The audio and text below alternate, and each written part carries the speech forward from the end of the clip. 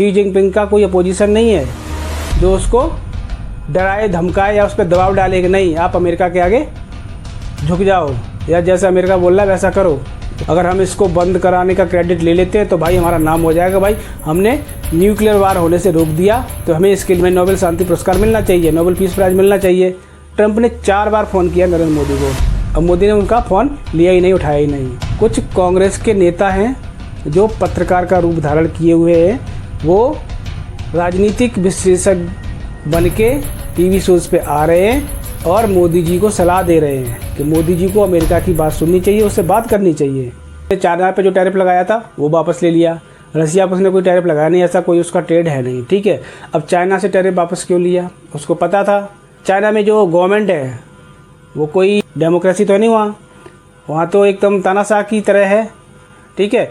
एक पार्टी है, एक सरकार है, और आज से नहीं लगभग 15-20 साल से वही बंदा बैठा हुआ है, तो उस पर किसी चीज़ का दबाव नहीं पड़ता है। उसने बोल दिया नहीं, उसने 100 की जगह 200 लगा दिया तो लगा दिया, उसकी कोई अपोजिशन नहीं है, शी जिनपिंग का कोई अपोजिशन नहीं है जो उसको डराए धमकाए या उस पर दबाव डाले कि नहीं आप अमेरिका के आगे झुक जाओ या जैसा अमेरिका बोल रहा है वैसा करो।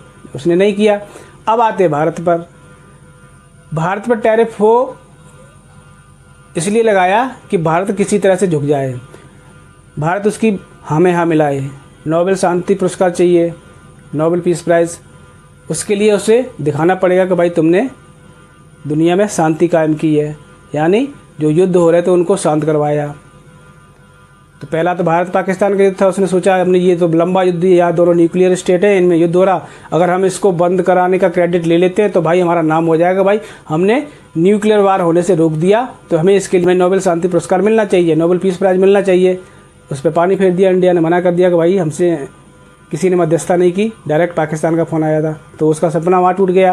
अब उसने सोचा ठीक है नोबेल शांति पीस प्राइज़ नहीं मिल रहा है, चलो कम से कम हमारी मार्केट ही खोल दे इंडिया हमारे लिए, हमारे जो डेयरी प्रोडक्ट्स हैं और एग्रीकल्चर प्रोडक्ट उनके लिए, वो भी इंडिया ने मना कर दिया कि अब हम ऐसा भी नहीं करेंगे। वहाँ तक तो ठीक था। फिर उसने जो डिफेंस डील कर रखी थी इंडिया से फाइटर जेट की, वो भी इंडिया ने अमेरिका की जगह रसिया से ली, फ्रांस से ली, तो वो और चिढ़ गया। अब उसे सिर्फ एक ऑप्शन और दिखाई दे रहा है कि इंडिया अभी और घुटने पे आएगा या मोदी झुकेगा, वो है इंडिया की पॉलिटिक्स। इंडिया की जो पॉलिटिक्स है वो दुनिया की सबसे घटिया पॉलिटिक्स आज के समय में हो रही है, क्योंकि इंडिया की जो अपोजिशन पार्टियां हैं वो मोदी का विरोध करते करते, सरकार का विरोध करते करते देश के विरोध पर उतर जाते हैं, ठीक है। उसको पता है कि भारत की अपोजिशन पार्टी में इंडिया पे दबाव डालेगी प्राइम मिनिस्टर पर, और प्राइम मिनिस्टर को इसके लिए झुकना पड़ेगा, अमेरिका से बात करनी पड़ेगी। अभी जर्मनी के एक अखबार ने न्यूज़ छापी है कि ट्रंप ने 4 बार फ़ोन किया नरेंद्र मोदी को, अब मोदी ने उनका फ़ोन लिया ही नहीं, उठाया ही नहीं, तो इस बात से और चिढ़ा पड़ा है। अब उसका खेल शुरू ये हो गया कि जितने इंडिया के बुद्धिजीवी, सो कॉल्ड बुद्धिजीवी लोग हैं, उनको उसने काम पे लगा दिया है।